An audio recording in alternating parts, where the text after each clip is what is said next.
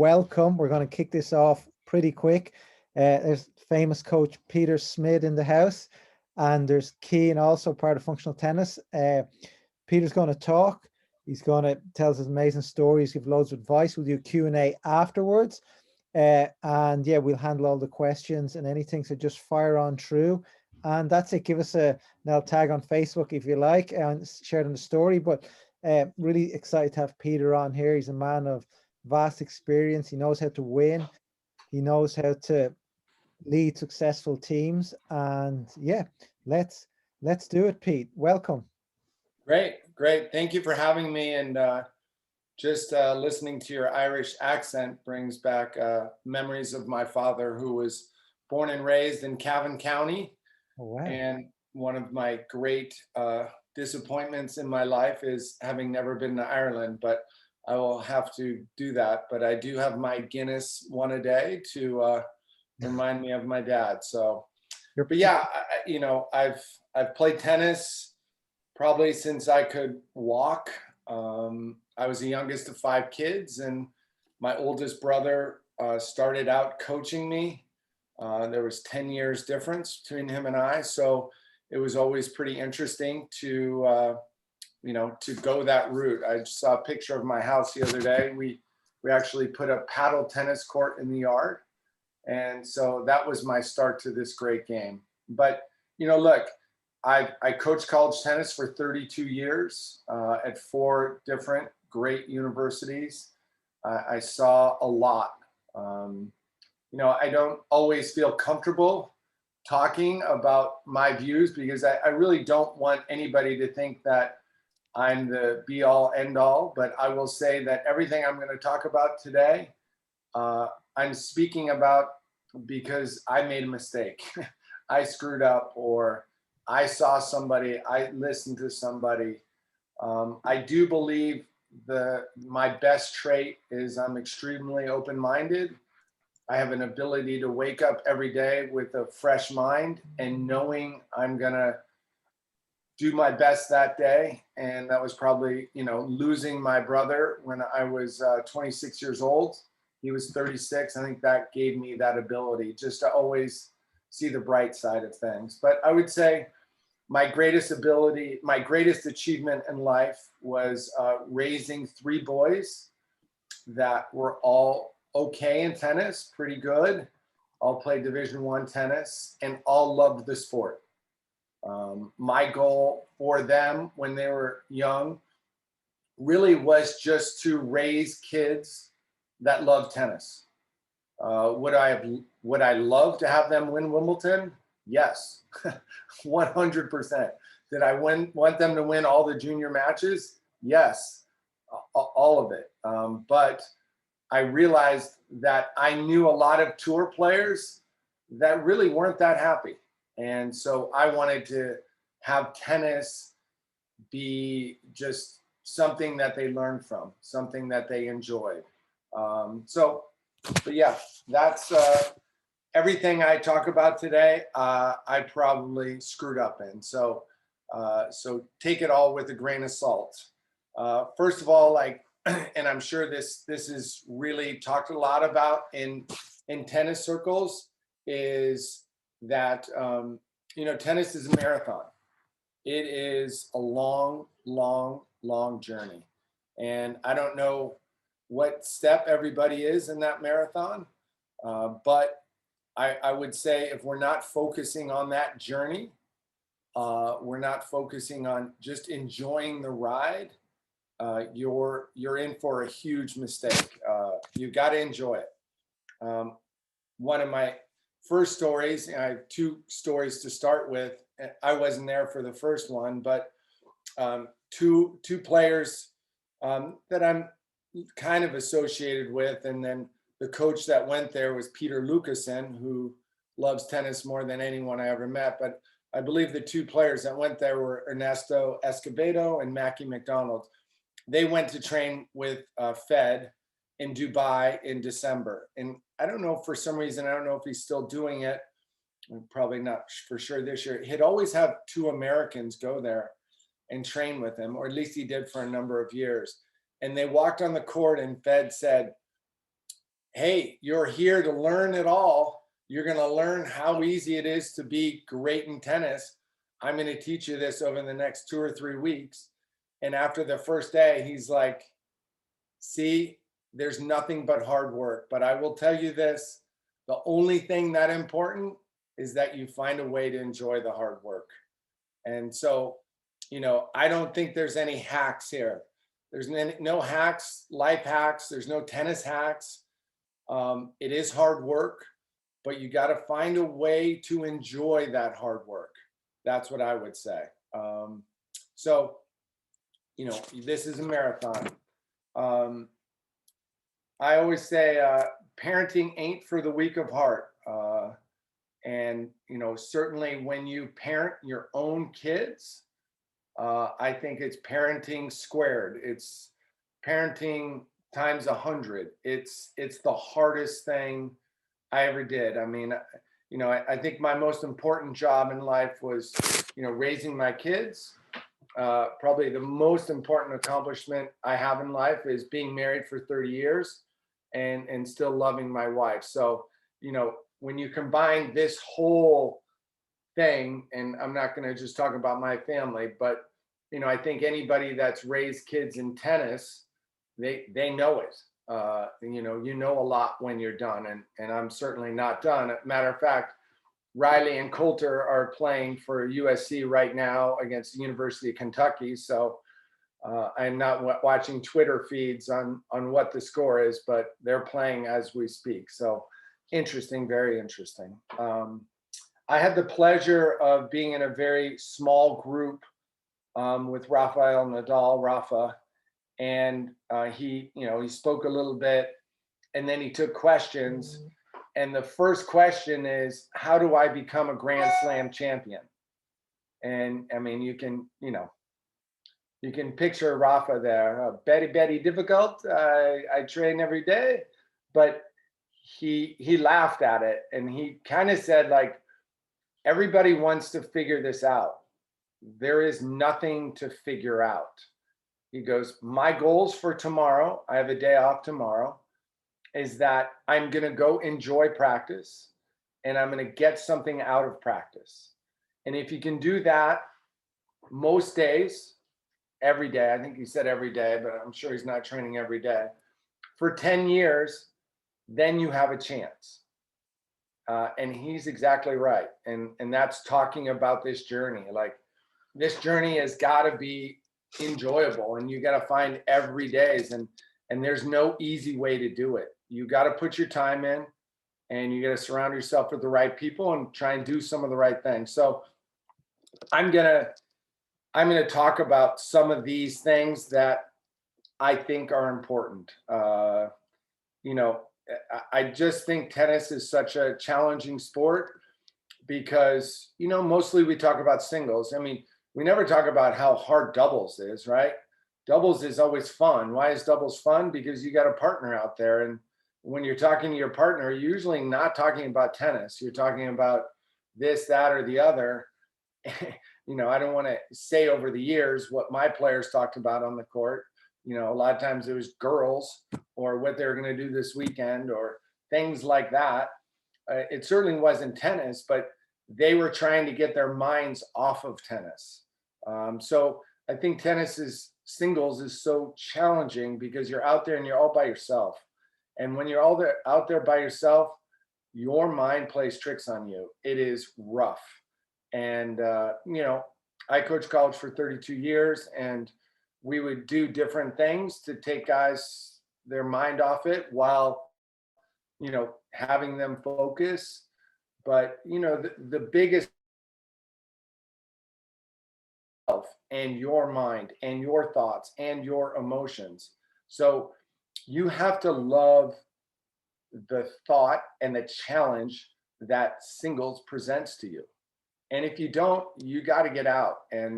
But you go through this age period, probably age 13 to 17, where you're just trying to figure it all out. And it can be very challenging. My brother Jim used to always say, it's not enough to love tennis.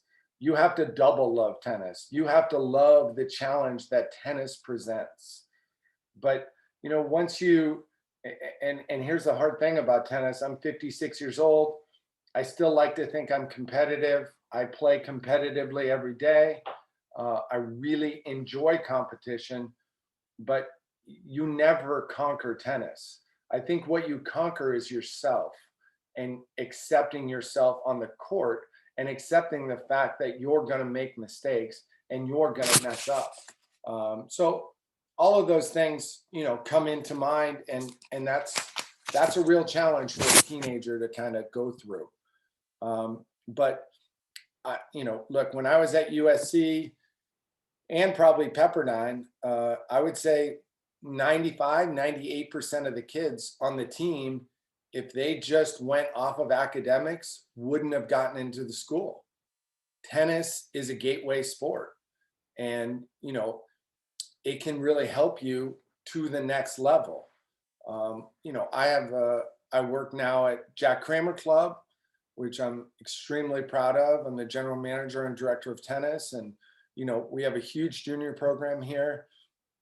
And yes, some of the kids really want to be pros. And how realistic is that for them? It's not very realistic, but I always tell kids to dream. They should always dream.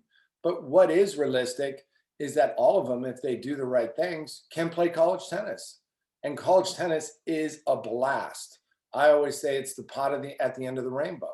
And so, it really helps you go. So if I look back on my career in tennis, both coaching and playing, whatever that was or wasn't, and I look back on my kids' careers in tennis, and we got one of them out, but he's still kind of in teaching a little bit, Tanner.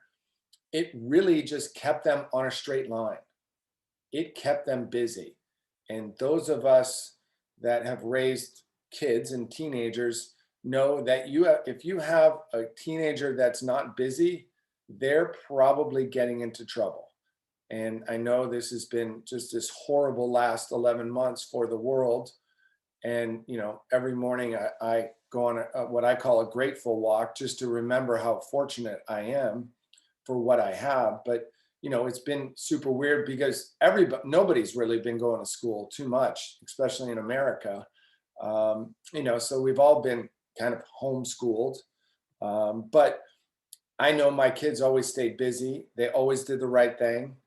And not always did the right thing. They had their moments. And still have their moments. But I really believe, I see a lot of parents trying to do too much as a parent, trying to be the parent/coach. And hey, I was that. I never really wanted that job. It was given to me. My kids wanted for me to be their coach, but looking back on it, I realized that was like their little safety zone. They didn't sometimes want to go out from me. And I do think now that I'm not involved with their tennis as much, it's been the best thing in the world for them. They have really, matured and done much better. And so I'm extremely thankful for that. But I really believe the most important thing a parent can do is just be this loving person that creates a very confident, complete person. And if you look at, I've been fortunate to be in the locker rooms and be around the best players in the world. Most of them are very, most of those guys in the locker room are very complete, confident people.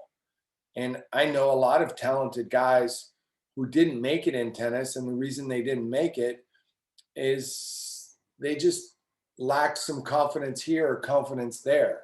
And I think, as parents, we want to try and do a lot for our kids, but the biggest mistake we can do is just do too much for them, and try and be everything to them. You've got to give them a ton of love, but give them a ton of discipline and make them earn a lot of different things. And just, when my kids were young, I was like, hey, tennis is their job. They're not going to get a job. That was a huge mistake on my part. And I didn't really realize that until my oldest was like 20, 21, Tanner, and he got an internship. and he went and did a real job. He worked 9 to 5 every day for 12 weeks in the summer. And I told my wife, I said, well, okay, his tennis is done. Like, he cannot play tennis and do this job. And he tried to play tennis, but he didn't. He played 2 or 3 times a week. And guess what? After 12 weeks, he was a much better tennis player. Why? Because he was a much more confident person. He went to this job and he wanted to quit after week 1. He told his mom, like, this is the hardest thing I've ever done. Are you kidding me? They expect me to do this. They expect me to do that. And he was being put to task by somebody else besides his mom and dad. And look, he had businesses. He strung rackets. He taught lessons. He made money, but he wasn't responsible to somebody else. And he really grew from that experience. And from that, he actually became a much better tennis player. It was shocking. And he did the internship again the next year. So it was pretty interesting. I see a lot of parents out there taking away a lot of obstacles for kids. And I think if you want to make the best 15-year-old in the world, take away all their obstacles. If you want to make the best tennis player in the world, don't take away any obstacles. Yeah, more is not always better, and more is not always more. I can remember one parent in my academy coming to me and saying, this is too much. I can't do this. My son can't play tennis and go to school. He stays up every night till 1 a.m. and he's sleeping 4 or 5 hours. And I'm thinking about homeschooling him. And I said, why would you do that? Like, take it and turn it the other way. I was like, do you think your son is going to be a pro? And she said, no, I just want him to play college tennis. I just want him to be happy. And I said, look, someday he's going to have a job. Someday he's going to have a boss that's going to be completely and totally not fair or understanding to any of his issues. And so do not take away the power of negotiation from him. He's got to negotiate with his teachers. He's got to negotiate with you. He's got to do all this stuff. Like, is there any greater power in life than negotiation? Someday you're going to have a wife. Someday you're going to have kids. Someday you're going to have all these different things. And you got to learn to speak and communicate and talk with them. And like my mom used to always tell me, life ain't fair. Don't ever think life is fair, because it ain't. Because it will smack you upside the head just when you think you're doing great. And so you got to be ready. So, when I was young, I always had hoped for more. My dad was born and raised in Ireland. He came to the US when he was 13 years old. He graduated from college. My dad taught me how to be a competitor, because all he ever wanted to do was take me on the court and beat me. He never wanted to teach me. He wanted to kick my butt. And that was something that a 17, 16, actually 23-year-old could not understand. And, and I felt like my coaches could have given me more. So in my coaching and in my parenting, I always wanted to be what I thought was a little bit more. I mean, have I been the perfect father? Have I been the perfect tennis coach? No, far from it. But I try. I get up every day and I try. Just some hints for kids and tennis and parenting. Do not make tennis their sole identity. And I think there are some great examples out there. I mean, the Bryan brothers, Wayne Bryan was a master. I was visiting Wayne, trying to figure out how to be a better dad, how to be a better coach when the kids were very young. I got to hang around the twins when they were super young. And, he really used music to help them take the pressure off of tennis. I remember the story about Andy Roddick playing freshman basketball. I know my nephew, Keegan, my brother's son, he played freshman basketball. Keegan's one of the best players in college tennis now. It helps. It helps you become a better athlete. I've coached a few of my kids where they've quit tennis, and I've told the parents, hey, you need to sign them up for basketball. You need to sign them up for soccer. I think like basketball, soccer, incredible other things to do. My youngest son Coulter, he, you know, I mean, he got beaten by his two brothers for his whole life. So maybe at age like 12, he wanted to hit somebody else. He loved Brazilian jiu-jitsu. So he did that. You know, there was always something. If it's all just about tennis, you know, it's just too much pressure for a kid, and they're really not becoming the complete athlete that they should have. David Epstein wrote a great book called The Sports Gene. And I will at the end, you know, I think there's a couple books that I really like. That's one of them. But he said, you know, most of the Americans that are doing great in tennis are not coming from big cities. They're coming from actually small towns where you grow up playing, you know, seasonal sports. When I was a kid, I played hockey in the wintertime. I skied. You know, I played soccer, was terrible at it. I played baseball, probably could have been a lot better. You know, and I decided on tennis, but I decided on pretty much tennis is when we moved to San Diego when I was 14 years old. And, you know, I think that's a good time to do it.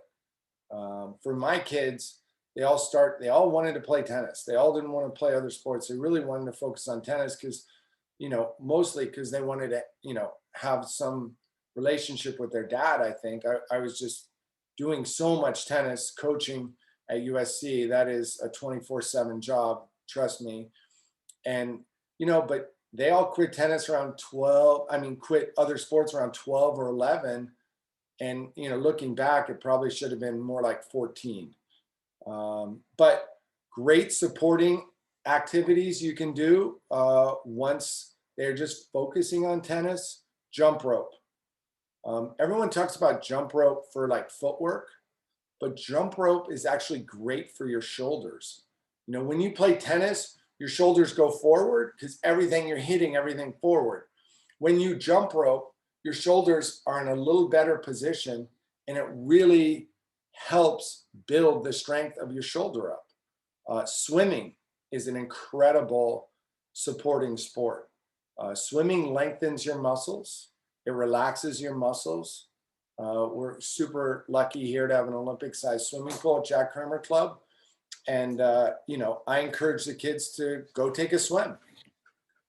I hated swimming as a kid, though. But, you know, my mom made us do it. Hacky sack was something I did a ton of. I was incredibly poor at soccer, incredibly bad with my feet.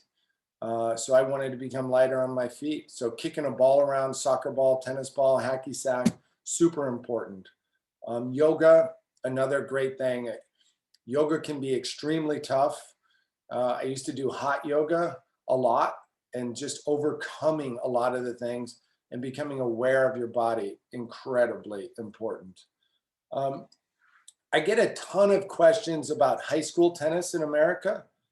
And I know, you know, probably in Ireland, this isn't a big deal, or in Europe is a big deal, but in America, it's a big deal. Like high school sports are a big deal in America. And I always encourage kids to play high school tennis. Maybe not all 4 years if they're great, although my kids played all 4 years. And trust me, Tanner was on the worst team ever. Sorry for the friends that are still on that team, but they weren't that great. Riley was on a better team. His team won CIF. But here's the power of high school tennis. And this is, you know, tennis can be kind of a weird kind of niche sport, you know, in the junior levels. And when you're playing tennis, usually, and you're really good in tennis, usually the kids in your high school, you know, hopefully there's a couple other on your team that are good, but usually all your friends in high school have no idea what you're doing. But when you play on the high school team, the announcement goes over that, you know, like I was no great junior. I mean, I was okay. But in my high school senior year, I went 64-0. I won 64 times and lost 0. I mean, I wasn't beating anyone great. but everyone in the school thought I was really good. They didn't know everyone else kind of was not very good. And I was just okay. I mean, I was okay. But I got a lot of, I call it BMOC, big man on campus. You know, still I'm not as big as the football players or the baseball players or the basketball players. You know, we have our pecking order, but I got a lot of attention, you know, from other people. You know, when you're a 17-year-old boy, who do you want attention from? Yeah, I got some attention from girls, and they're on the girls team, whatever, it doesn't matter. But building up that confidence is incredibly important. So, you know, do all of that with your kids. You know, I think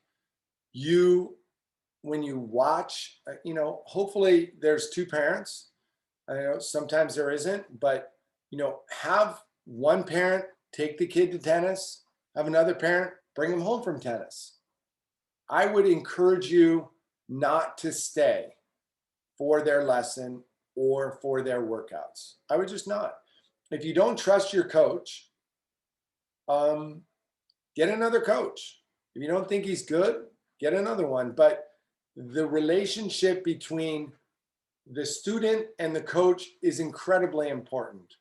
And a lot of times, if the parent is there, the child has a tendency to look to the parent when the child should be looking at the coach. And that relationship that they develop, you know, is incredibly important. Look, the best parents, you know, I've been very fortunate to have incredible parents that I coached over the years.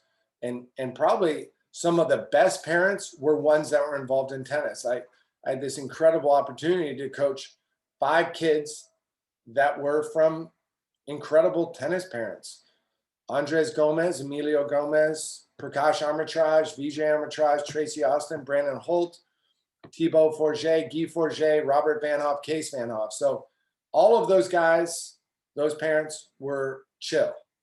Well, Tracy is something else. She is amazing, but they're all chill. They're all great. They let me do my thing. I love Tracy. She's a member at our club and she's the best, but she's the most competitive human being I've ever met in my life. Just throwing that out there. But probably the best parent I ever had was Steve Johnson's parents, Michelle and Steve Sr. And Steve Sr. was incredible because he had coached his son all through the juniors. He had a lot of people help. But when he went to USC, he just stepped back. He never called me. He never called me, ever. I would call him, but he wouldn't call me. And he allowed Steve and I to have this incredible relationship. I mean, you know, Steve was out here practicing yesterday. I mean, we still have this incredible relationship years later. But that was, you know, total love for his son, just to, you know, step aside and let us develop that relationship. So fostering that relationship between your child and their coach is incredibly important. And I know we hear about the 1% of the 1% of the parents who coach their, you know, and we can name all of them, but we can also name some. I know of a lot of parents, it just didn't work.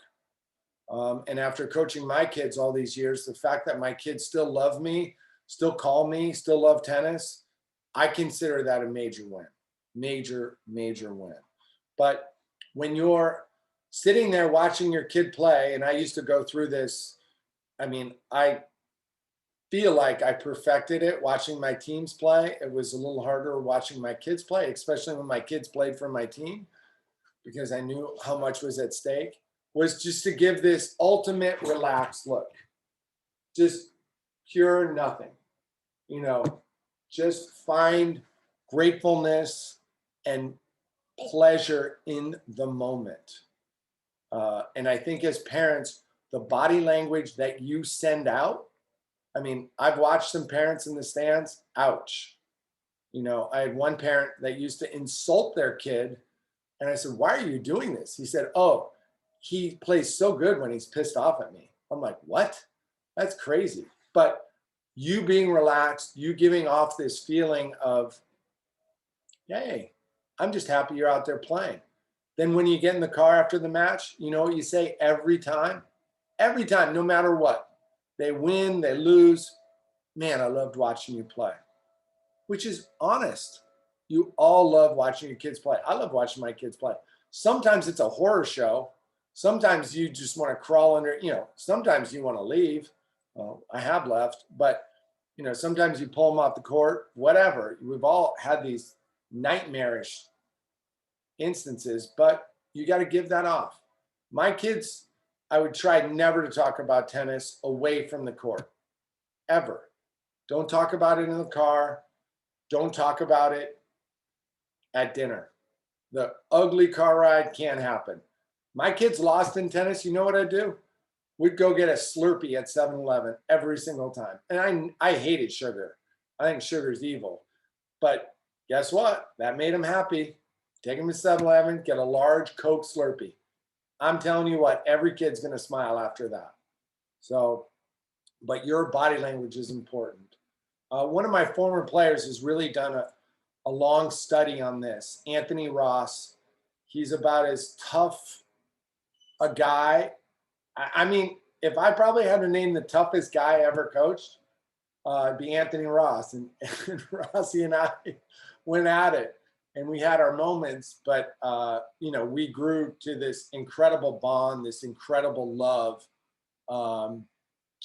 And he's done this study on parenting and tennis players. And he's actually, I just saw he's doing a webinar tomorrow. So he's got,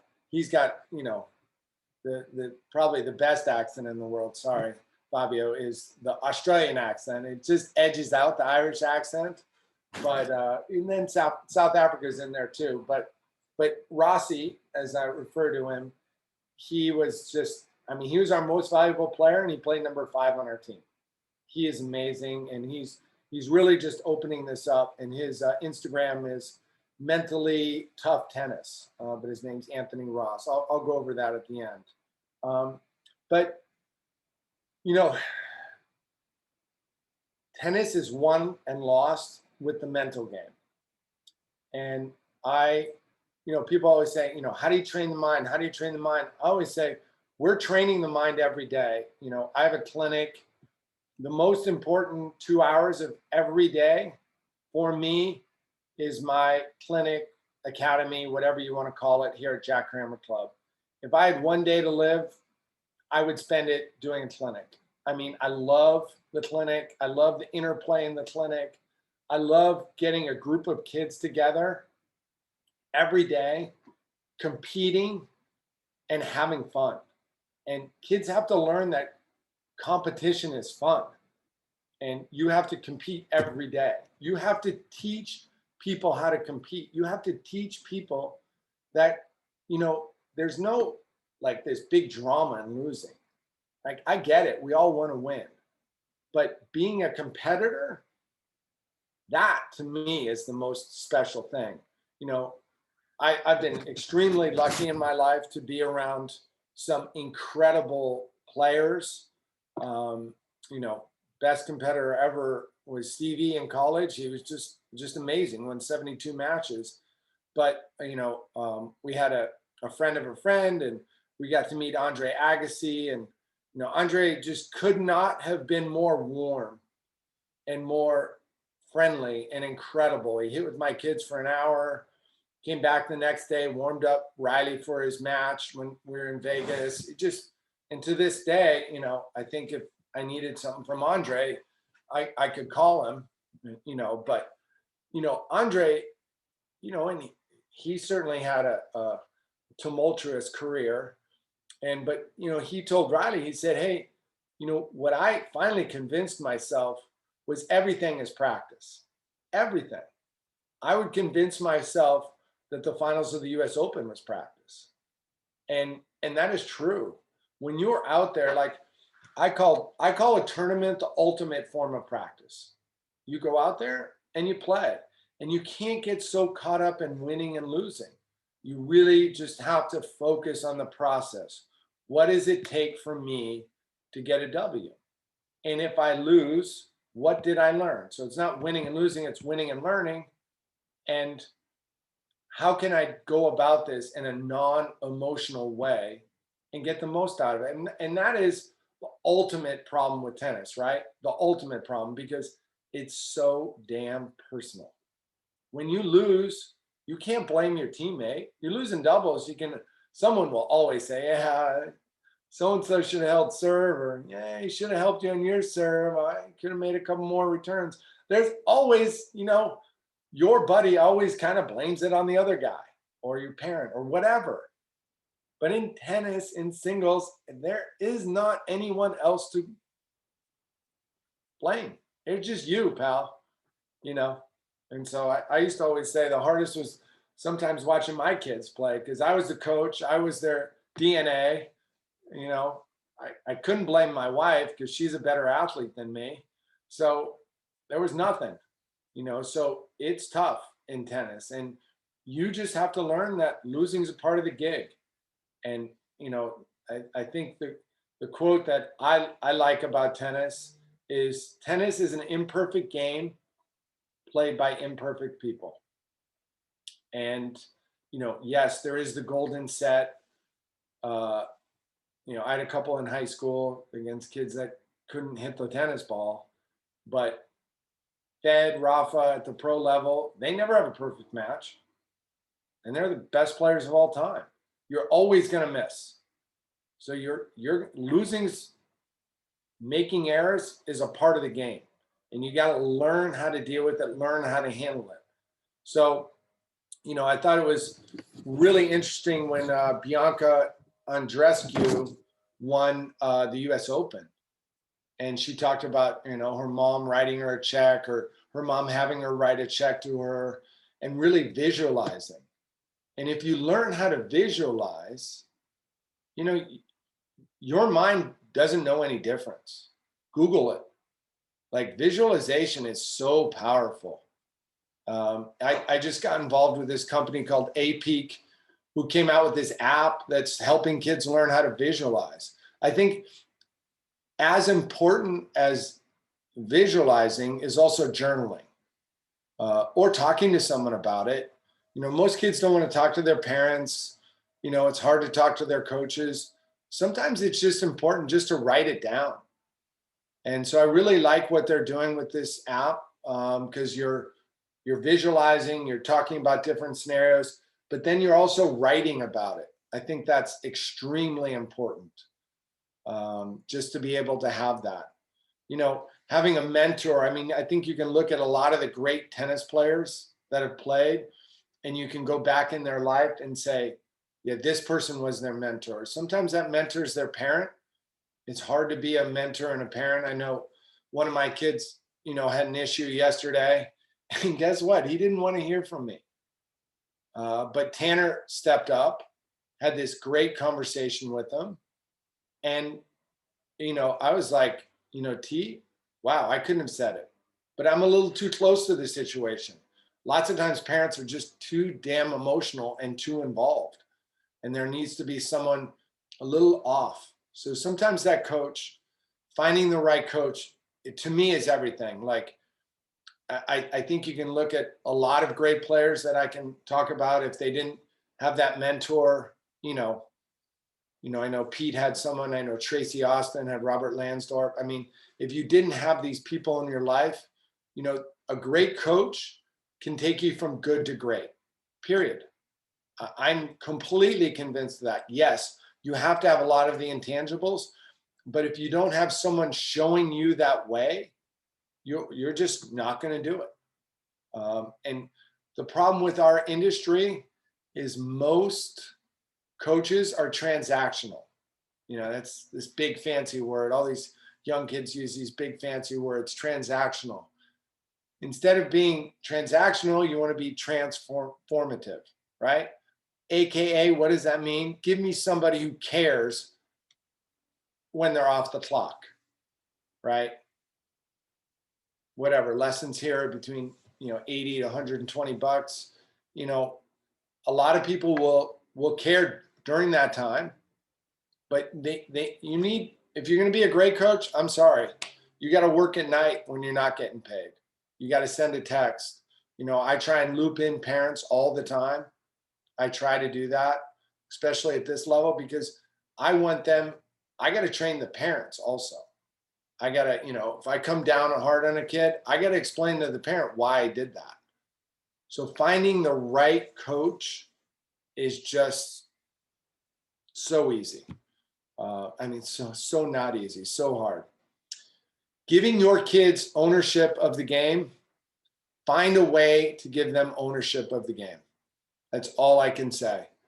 Find a way to have them schedule their practices, find a way to have them schedule their tournaments, have them learn from all this. When they take ownership of the game, they're going to become a much better tennis player. They're going to own it. So, wow. It's been 40 minutes. I mean, I was like looking at this going, God, can I talk for 20 minutes? I still got another page or two here. Just a couple other things that were super important for us growing up and me coaching for so long. Have a physical therapist. I'm the genius, that always tells people not to homeschool their kids. But I homeschooled my kids for 1 year, 3 different times. So I homeschooled Tanner and Riley when they're in 8th grade. I was like, hey, 8th grade's a throwaway year. Let's have them stay home and just play tennis. Tanner hurt his arm 2 weeks in. Couldn't play tennis for 3 months. I was like, oh, great. What do we do now? The kid's just staying at home all day, doing nothing. Riley broke his wrist. Coulter, we thought, okay, I learned my lesson. Coulter's going to 8th grade school. But now that he's a senior, he's got his license. He can go train here and there. Let's have him homeschool. Okay, genius boy. 3 months in, he breaks his foot. He didn't play tennis for a year because we tried to have him come back too quick because the kid loved tennis so much.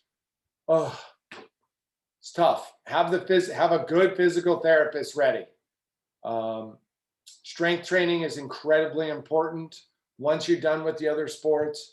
And you have a good strength trainer when the first thing they teach your kid is how to stretch and how to prehab, right? The most important thing a strength trainer can do for your kid is teach them how not to get injured, right? Tanner was out 3 months this time, 1.5 years another time. Coulter was just out a year, trying to get him ready for college. He's out a year. That was tough. I felt like it took him 2 years to get back to where he was, when he got hurt. That person is very important. I think really a big part of tennis is taking a break.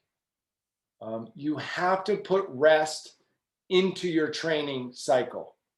One of my big, influence in my life, Dr. John Yamada, great chiropractor, DNS, many people in DNS, but he would say, rest has to be a part of your weekly and yearly training regimen.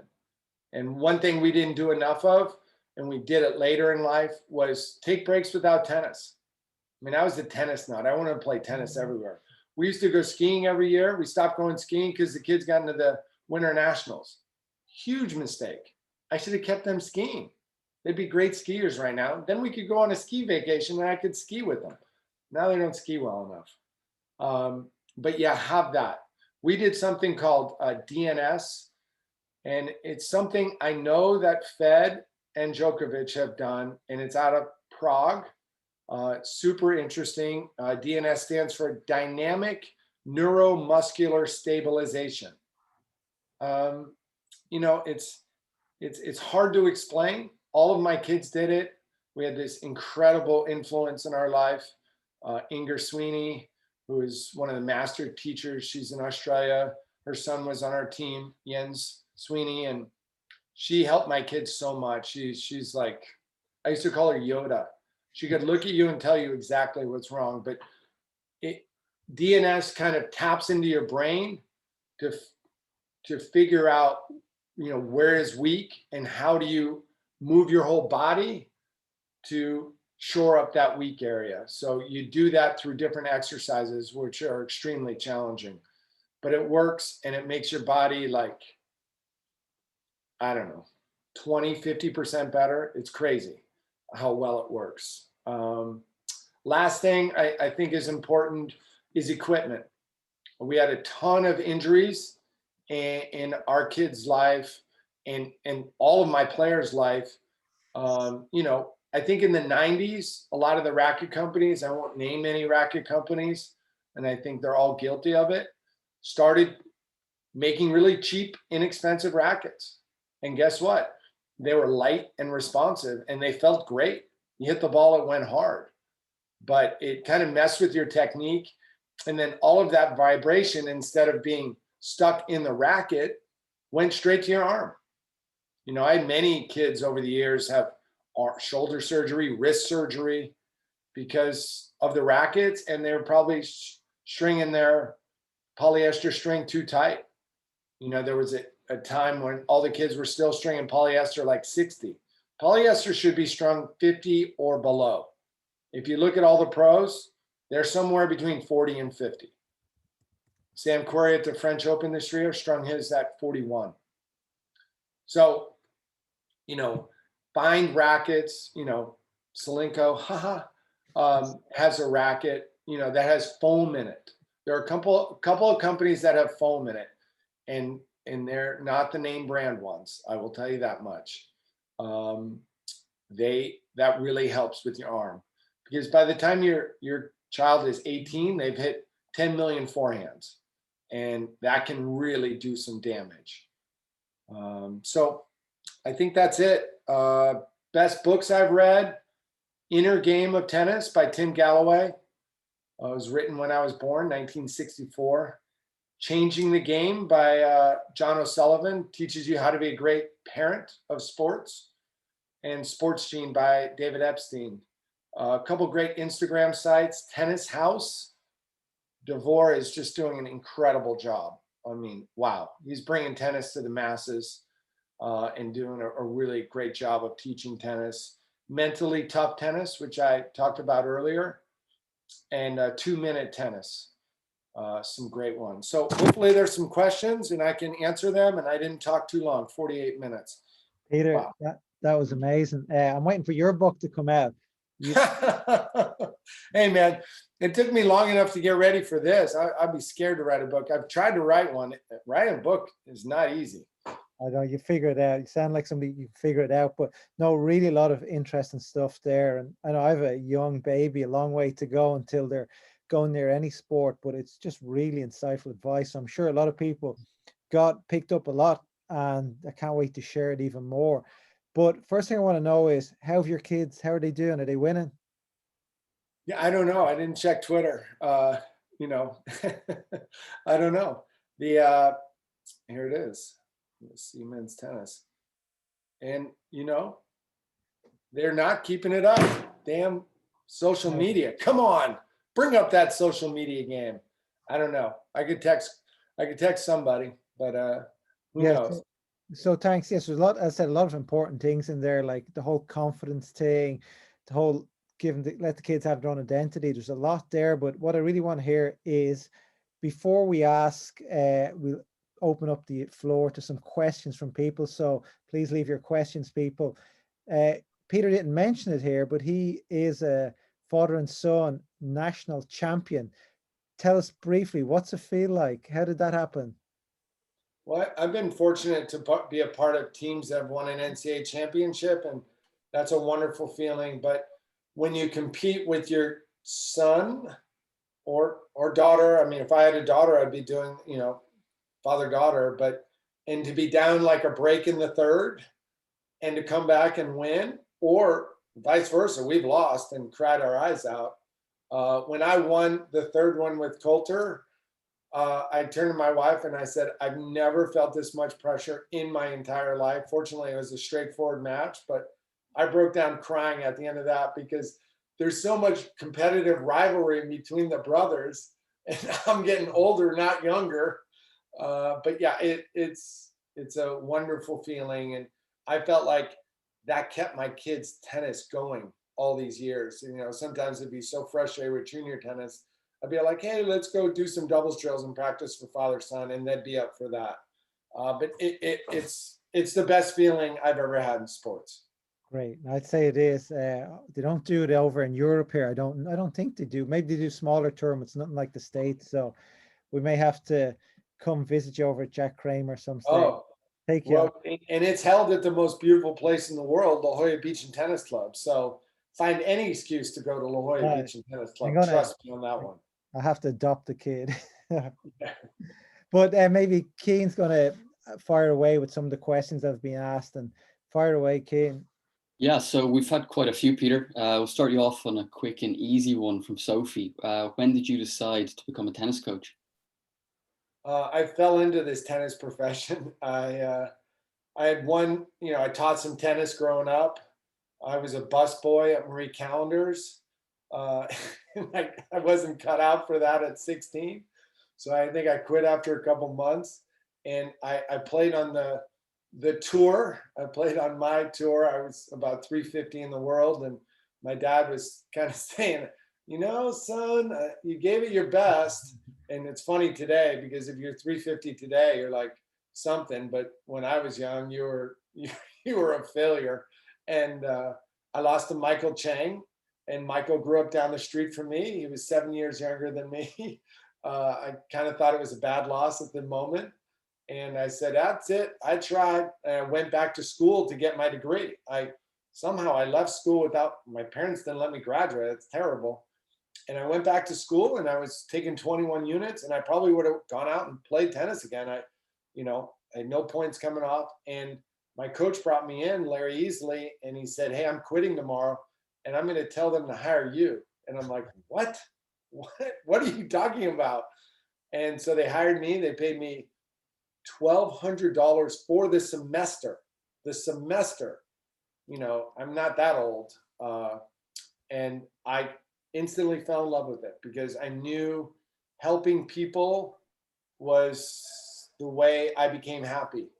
And it still is to this day. I love helping people. If I can, you know, I love helping kids is the best thing. And tennis is my vehicle. And I became very quickly, I mean, you help kids every day when you're coaching. And so that I was 23. I was the youngest coach in the country. And I was coaching, half the team was my former teammates.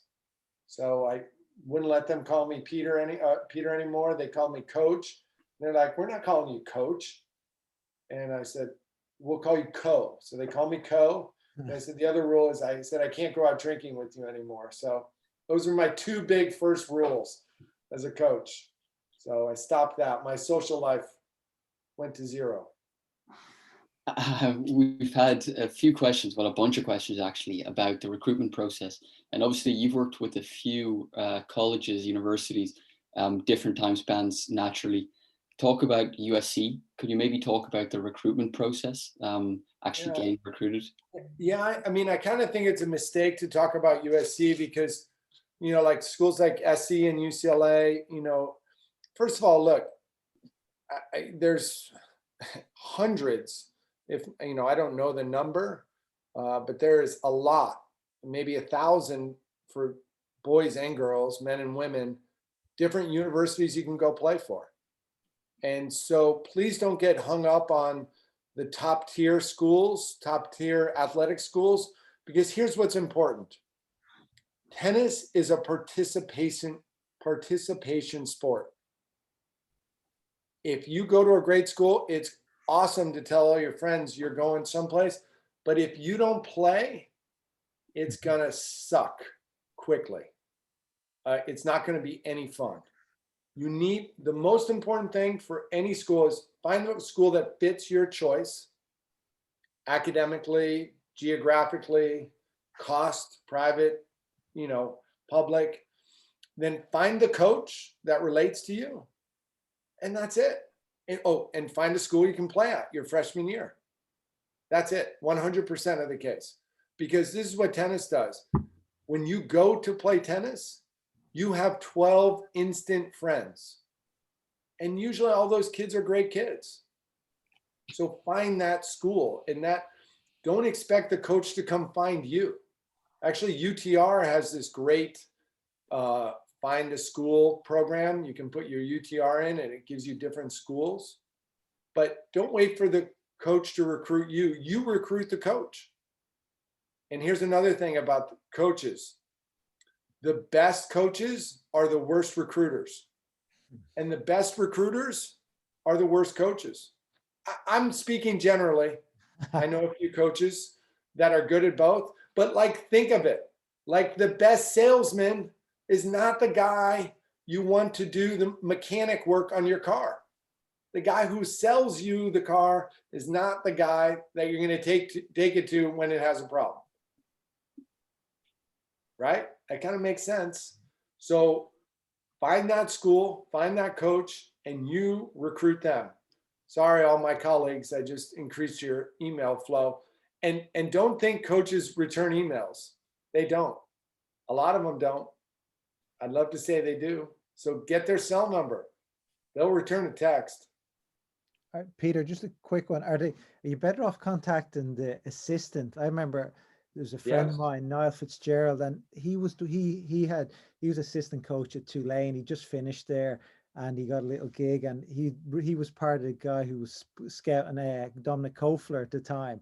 Again, the coach was too busy to be doing the recruiting, so the assistant was off doing the recruiting. So maybe for people, if they can find, I know all the coaches' information is all on the website. It's all public access. So are the assistants. It's a great one.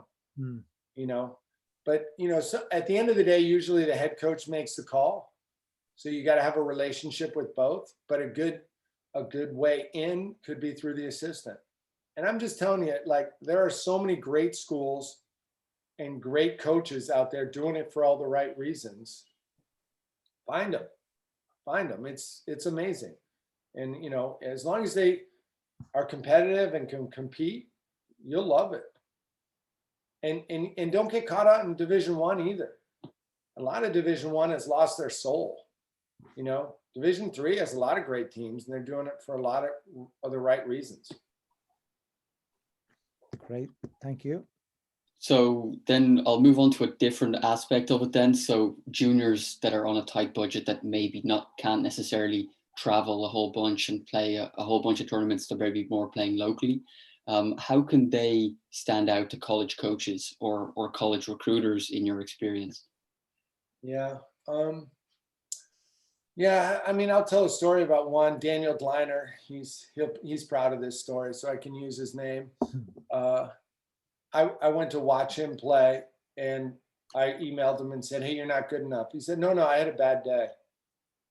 He said, "Come watch me play again." He was playing right down the street at my club. So I'll watch you play. I said, No, I wrote him. I was right. You're not good enough. I was pretty blunt, and I probably should have been better at that. And he said, No, this is my dream. And he wouldn't give up. And you know what? He joined the team. He never played, but he was incredible to have on the team. And I just think, you know, finding that coach, you know, fortunately we have UTR right now. I think most coaches, when they talk to a kid, the first question they ask is not what's your USTA ranking or what's your ITF ranking, what's your UTR? So there's a lot of different ways you can bring up your UTR. You can play men's tournaments. There's a lot of different options. You know, I was a kid, I grew up, I had no budget. You know, my parents didn't pay for coaches. I mean, I took a few lessons from Pantra Segura, and he was extremely expensive at that time. And he was incredible. He made me a part of his life. And I think I probably took a total of 4 lessons from him. But he was transformational for me. And, you know, just finding different ways, you know, go to local junior college and ask the coach if you can practice with the players, or, you know, do whatever. You know, if there's a will, there's a way. And I know in Southern Cal, I don't think kids need to travel because the tennis is so good and there's so many good tournaments and so many good players, but I know that's not the case everywhere. I know, like, I coached a kid, John Michael Chamakun from South Dakota. And he was like, yeah, it's kind of me and my dad there. That's it. So it's hard, but you have to be creative. But I do think UTR has done a great job of combining age groups and being able to do different things to get a higher UTR. Are you able to talk a bit about the transition from college to pros? Because obviously you've been involved in that a bit as well. Oh yeah, I didn't talk too much about it. Last year I coached Sam and Steve. I mean, it was just such an odd year. I mean, Sam played 3 tournaments. I mean, it's just a strange year. Stevie didn't play much more. Yeah, I mean, it's different. In college, the college coach is the most important thing, and in professional tennis, the college coach, the coach gets the balls, the water, the practice partner, and you better not be late. And I love coaching those guys, and they're great guys. And I just, I will miss, last year at the Australian, Stevie played Federer first round, didn't do so great, but game planning a couple days before playing Federer, game planning to play the best player in the history of tennis was super fun. It didn't work out. There were other things involved out there than just tennis. But I learned that Roger is very good if he steps into the court. And the only way you can attack Roger is with a little bit of depth. I guess Rafa has done it pretty good with the high backhand, but that was super fun to just have that excitement level that professional tennis has. This year when Stevie played Isner at the Open, there were no stands there, but I knew, because my phone was blowing up the whole match, that 1 million people were watching and winning in a breaker in the fifth. I mean, you just can't get any more exciting than that.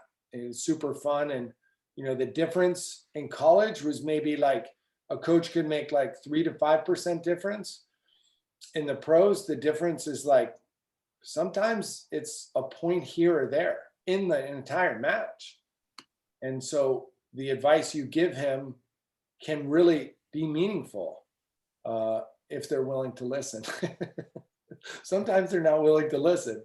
The difference between pros and juniors in college is, in the pros, the pro is the boss, which doesn't always, I don't think it's the best formula for success, but that's life. They pay the bills. And so that excitement was super exciting. But my passion really is developing people.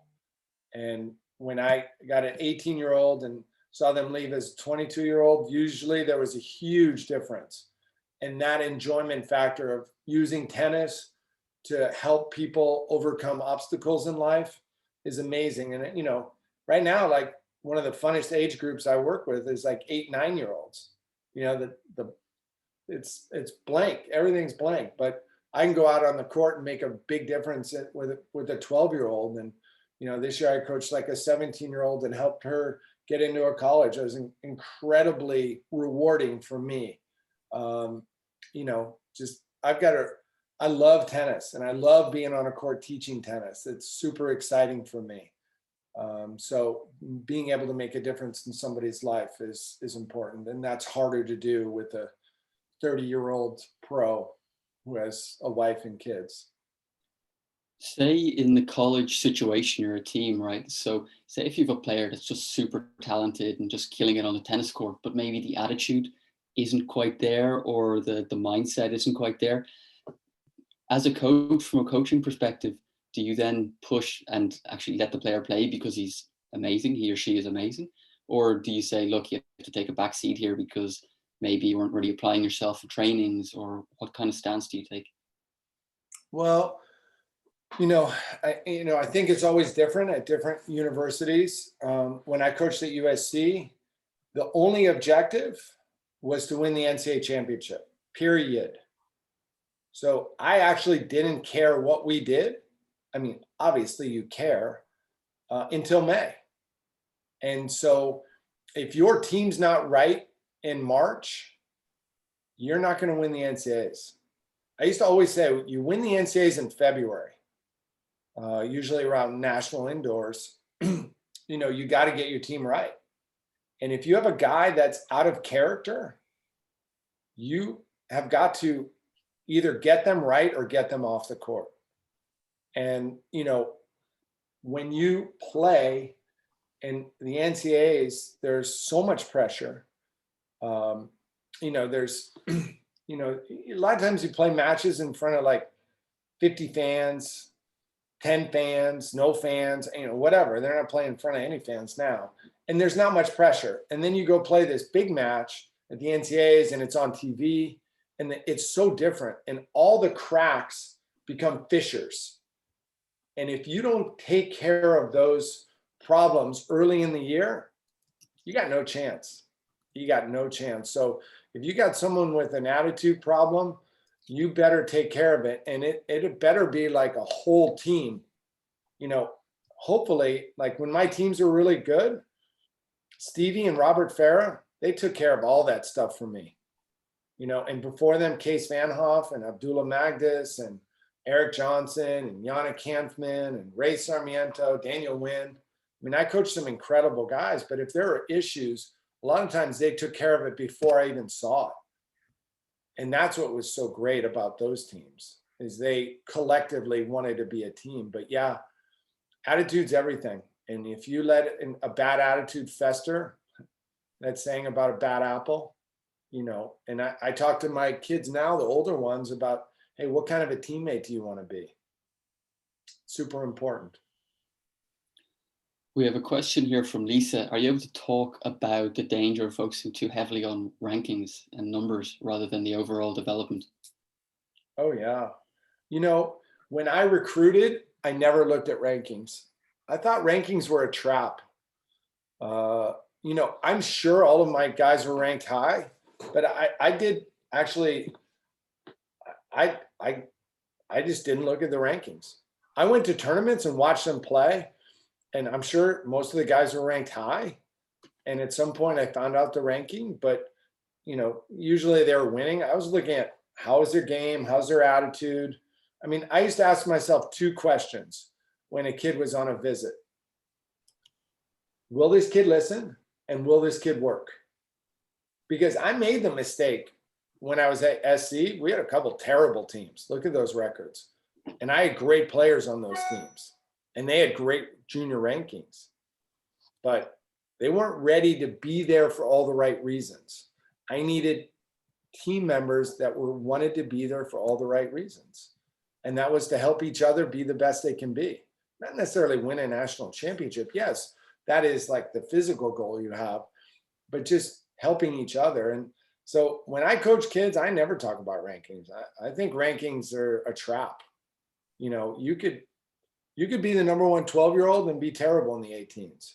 Your game better be progressing and growing, right? Because what works when you're 12 won't work when you're 16. What works when you're 14 won't work when you're 18. And I train all my players to be great 16, 17, 18, 19, 20-year-olds. I mean, if you ask any of my kids, can you remember a match 14 and under? No. They can't even remember, they can't remember matches. They certainly can't remember a 12 and under match. I mean, yeah, of course, there's the one where Coulter got defaulted or quit the match, tanked the match because he had to go to the bathroom, you know, but, you know, those are funny stories. None of that stuff's, it doesn't become relevant till they're like 15 or 16. So do not focus on rankings. Go on, Fabio. Just a quick one. I saw a question there that a lot of people don't know the answer to, and I know you were pushing, Peter, the other colleges, the other divisions, but what is the main difference between Division 1, 2, and 3? Yeah, that's a tough one. You know, I know like Division 1 and 3, I can tell you. Division 1, you're probably, look, you can practice 20 hours a week. But you're probably going to be involved with that team like 30 hours a week. I mean, 30 hours a week is a lot. 20 hours a week is a lot. All of my players, well, I know last year both Riley and Coulter, and not that they're any geniuses, they got straight A's.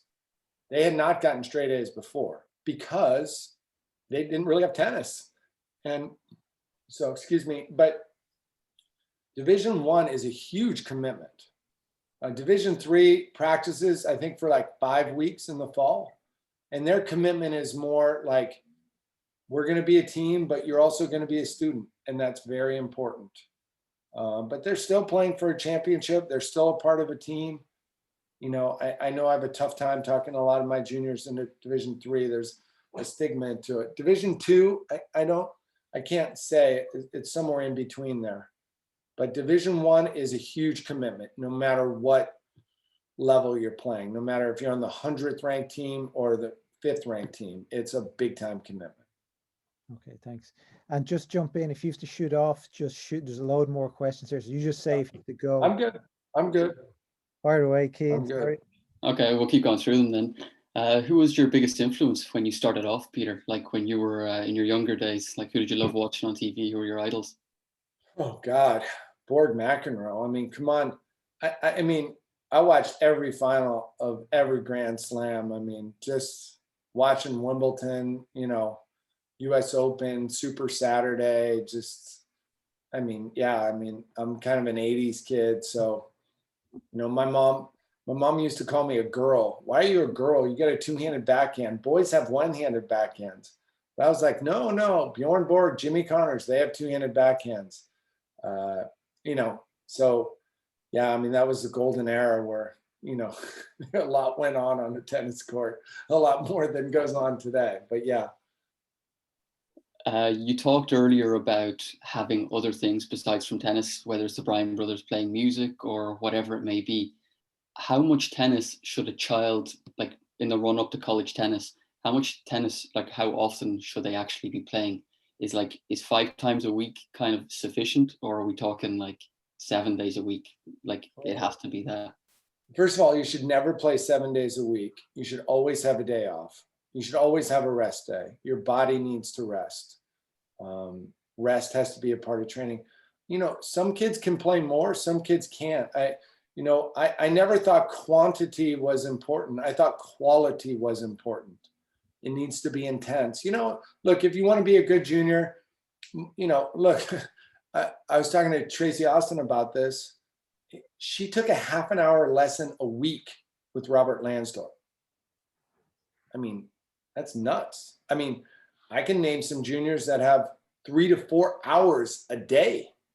That's crazy. That's way too much. You know, I think if you have the budget, a lesson a week is great. 2 lessons a week might be better. You know, the better juniors that I coach, I give them 2 lessons a week. You know, I coach some good kids, and I think 2 lessons a week is great. I can help them do different things. But just as important is what's their practice schedule. So, you know, we have a clinic academy type thing. I would never want someone to come to every day of my clinic. I want them to get matches on their own, do drills on their own, do all of those things on their own. And so I think that's really, really important that they do all of those things. You said earlier that you need to find a program or a university that suits you. How do you know that one suits you without taking that leap of faith? Yeah, I mean, time and communication. You know, how do you know the girl's right for you? You know, sometimes you know, and sometimes you don't know. And I've always been someone that trusts their gut. You know, you definitely have to go visit that university. You definitely have to spend one-on-one time. I mean, right now it's nuts because kids here can't even go meet coaches because of COVID, but you can do Zoom calls. Look at us. And, you know, it's just time and communication. And let me tell you, Sid, this is one thing I will tell parents. Parents need to be involved in this process. It is time consuming, and you know, I would have your own email address for this, and I would just, you know, so you don't lose any emails, you know, just how much time and information a coach can give you sometimes indicates how much they're interested in you. You know, and some guys are better at it than others. I never felt like I was that good at it because I loved coaching. I really didn't love recruiting.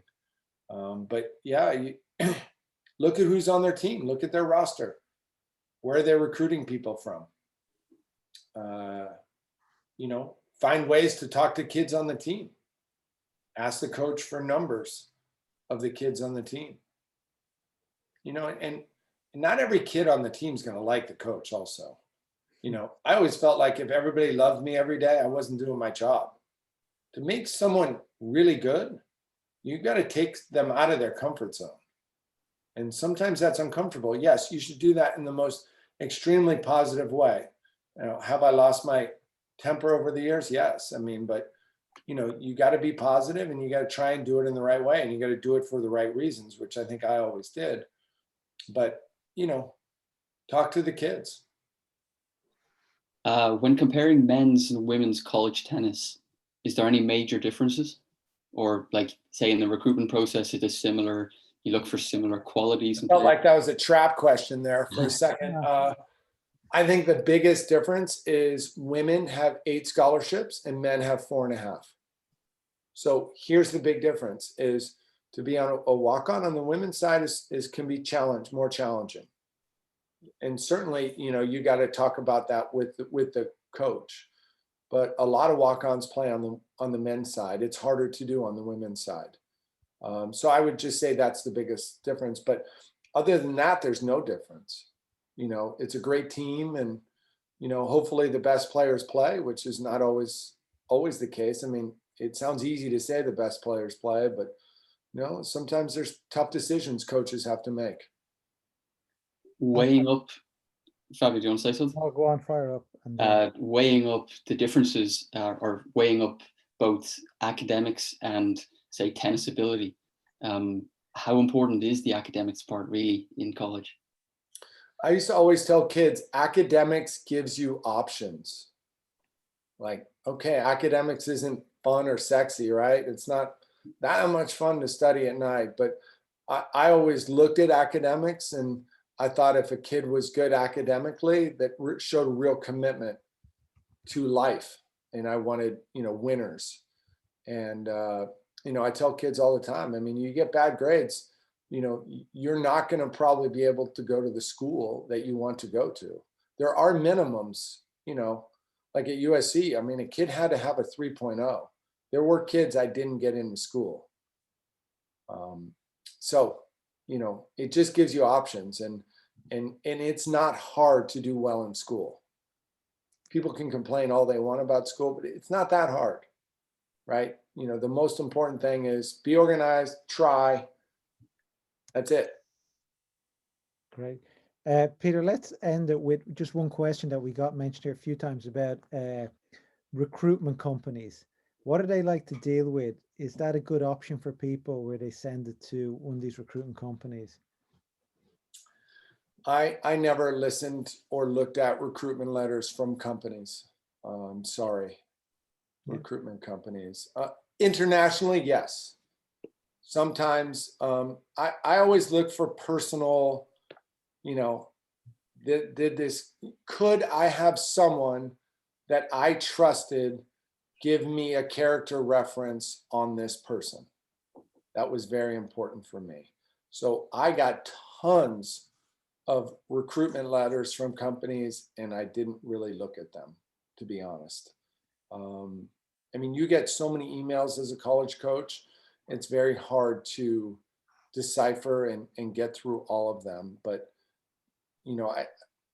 at my level, which was Division I never, whether I was at Fresno State, and it was around at Fresno State, or Pepperdine, Long Beach State was before computers. So, I didn't look. I liked the direct communication from somebody. And did you prefer the direct communication from the parent or from the player? Well, I had a lot of parents write emails that's the player signed. You could usually tell the difference. And I understand it can be very challenging. But yes, I prefer to talk to the recruit. But the parent is as important as the recruit is. And that goes both ways. It's important for the parents to talk to you, and it's important for you to talk to the parents. you're definitely going to deal with the parents as the coach. I wasn't very good at that, and probably should have done a better job of dealing with parents, but I always felt like triangles didn't work, and I just wanted to deal directly with the player themselves. And so. Great. Well, Peter, thank you very much for jumping on here. Really appreciate a lot of insightful stuff there, a lot of good tips, and I look forward to the book, as I mentioned before. Yeah, Hey, go write it. Yeah, we get a ghostwriter in to follow you around, and you can. Well, Fabio, we'll start it in Dublin at the Guinness factory. True, yeah. We'll write the first page there. I'll fly over. Probably 2023 at this stage, is it? I know. Yeah. I know. But, good. Everyone be safe, please, and take care of yourselves. Yeah, thanks for jumping on. And we'll actually be back next week with another webinar. Watch your emails. And thank you very much. But thank you very much. And Cian, thanks. And Fabio, and Peter. Cian, what a great Irish name. Solid name. Solid. Thank you for everything you do for tennis. Really, you're the leader in the world, right? I mean, you do the best job. We'll try. We'll try to get better. Strive to get better. But thanks a lot. Bye. Right. Thank you. Have a great day.